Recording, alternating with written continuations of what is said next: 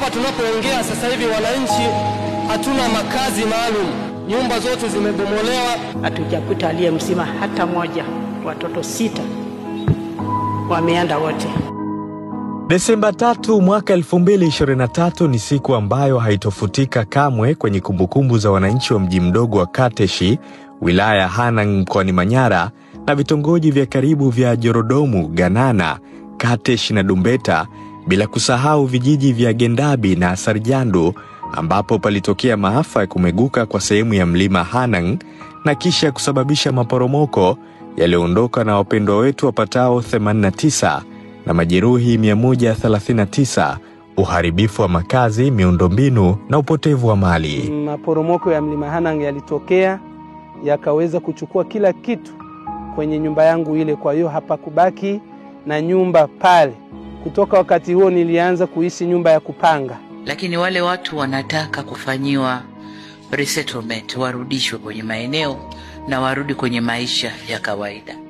Sasa kwa michango hii tunayoipata, hakuna kitakachotuzuia kwenda kujenga nyumba kwa operation za haraka, nyumba za milioni 25-30, ili wenzetu wale tukapata kuwarudisha katika maeneo yao. Serikali ilitujengea nyumba 109 katika kijiji cha Gidagamot, eneo la Waret.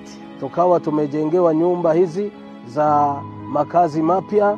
Mnavyoona hizi nyumba zinapendeza kabisa, na ni nyumba za viwango, viko vizuri. Kila nyumba unayoiona hapa ina vyumba 3 na sebule ya 4. Kwa hiyo ina jiko la nje pamoja na choo na bafu. Kwa hiyo mahitaji yote yako hapo. Ujenzi wa nyumba hizi umesogeza huduma za kijamii kama uwepo wa shule ya Queen Sendiga ambayo imejengwa jirani na nyumba hizi. Ni faraja kubwa kwa wazazi na watoto waliokumbwa na majanga na kukosa shule za kuendeleza safari yao ya kielimu. Ilianzishwa kwa maana halisi ya wale wahanga wa mafuriko, lakini imekuwa neema pia kwa jamii nzima ya hapa. Shule hii tumeandikisha hadi sasa hivi wanafunzi wa kiume 332, lakini wa kike 330, jumla 632 hadi sasa. Sasa napata elimu bora. Mwaka huu nafanya mtihani wa darasa la 7, na bila shule hii kuwepo nisingeweza kufanya mtihani. Uwepo shule hii utanisaidia kuendeleza ndoto zangu za kumaliza darasa la 7. Pia na mwahidi Mheshimiwa Samia nitafaulu mtihani wangu. Basi nikiwa kama mwalimu ambaye nimehamishwa katika shule yetu hii ya Queen Sendiga, ninamwahidi rais, ninaamini nitaendelea kufanya kazi kwa juhudi, kwa maarifa, nihakikishe sasa ninatoa elimu bora, ninatoa taaluma bora kwa watoto wetu ambao tumewakuta hapa pamoja na jamii. Amwahidi Rais Samia nitafaulu kwa ufaulu wa juu na nitakuwa kama yeye. Siku zimesogea na majonzi yameisha, lakini kumbukumbu zingali zinaishi kwenye vichwa vyao.